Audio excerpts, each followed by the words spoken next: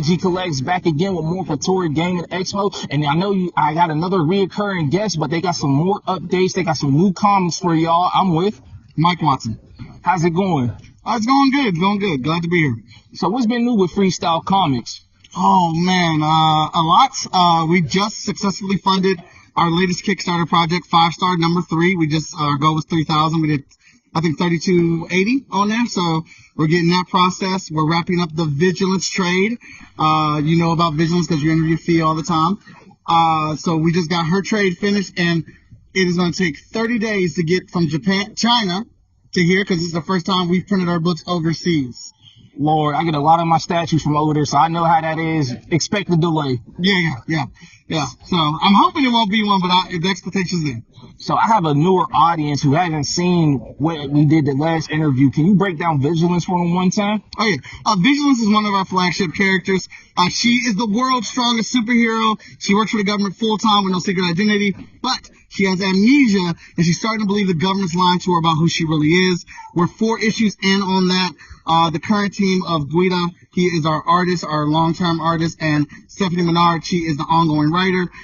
Issues 5 and 6 are already written. Stephanie has done an amazing job writing those issues. Guida is now drawing the 5th issue, and with the trade complete as well, we got tons of more stuff coming with Vigilance. I love to hear it, and I want to know what made you even go the route of the protagonist having like amnesia. So it's pretty easy. I get tired of people saying you can't make a good Superman story. I think that's real stupid. I'm talking to y'all. Y'all know y'all out there. Some of y'all saying it right now. Because Superman's all powerful, so you can't make a story about Superman. It's too easy. The story isn't about Superman's powers. The story is about Superman. It's about Kal-El. It's about Clark.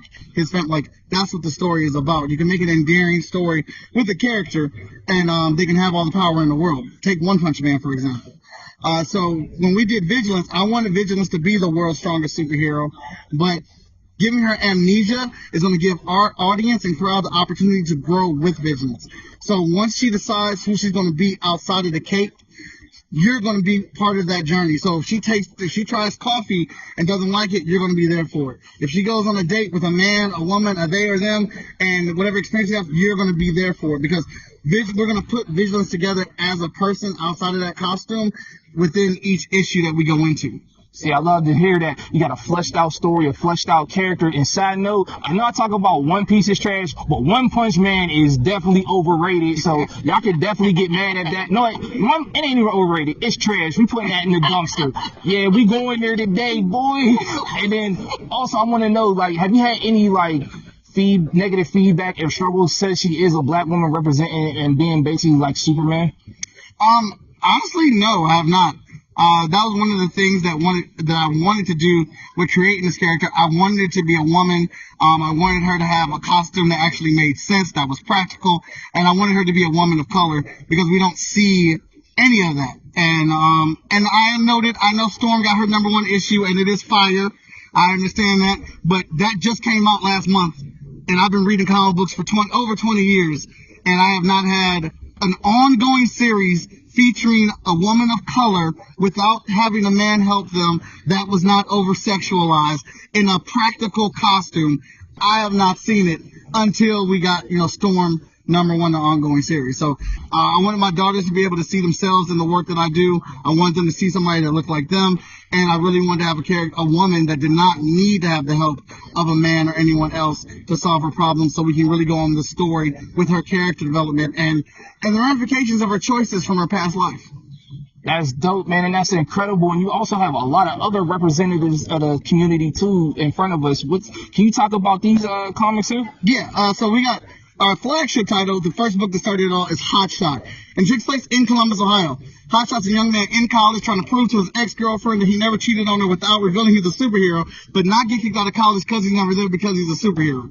And we are 13 issues in on that one.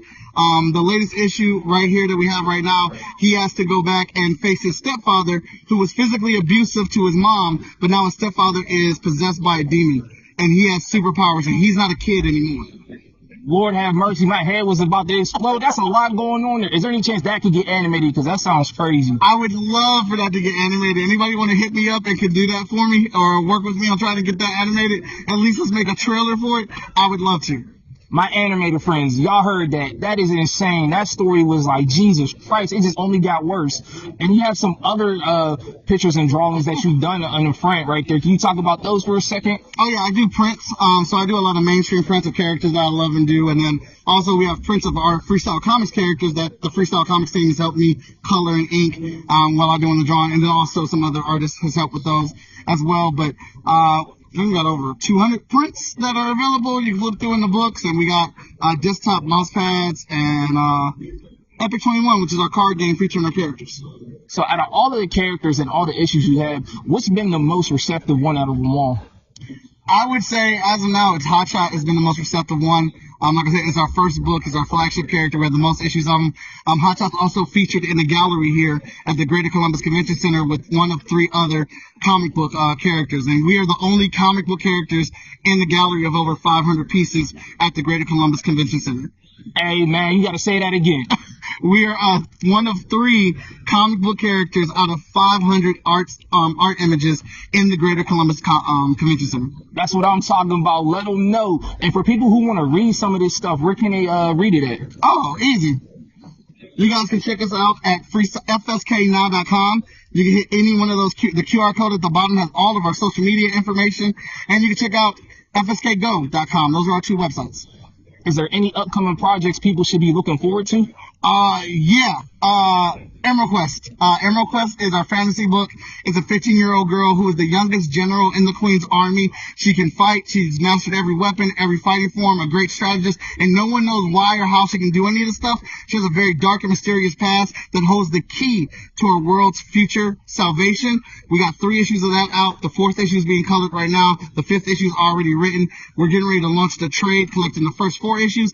And because our artist, Seth DeMoose, is so dope, we're going to do a manga black and white version of it as well because we're trying to get into that manga audience. But fantasy, if you like Lord of the Rings, if you like X-Men, epic fantasy and battles and magic and swords and stuff, that is going to be the book for you. The variety in your comics is truly amazing. And are you going to be at any upcoming shows too that you would want to let people know? Yeah, I'm actually going to be at COSI After Dark on the 14th of November this month. And then I will be one of the featured artists at GalaxyCon Columbus, December 6th through the 8th. And we will have our whole library of comic books there. This one was kind of like last minute. I didn't know I was going to be at this show. I got lucky and got in. But at GalaxyCon Columbus, we'll have our full library, which is 14 titles and 48 comic books. And we'll have the trades there as well. That is awesome. And what's that first con that you said you're going to? Because I've never heard of it. COSI After Dark? Yeah. So Columbus is lucky to have the COSI Science Center. It is like an amusement park, but based on science. And they do After Dark events. So the November 14th, if I remember correctly, they are doing a Comic-Con themed After Dark event. We'll be there. I'll be demoing how I do Marvel sketch cards for Marvel Comics and Upper Deck. And then we'll have our books there as well.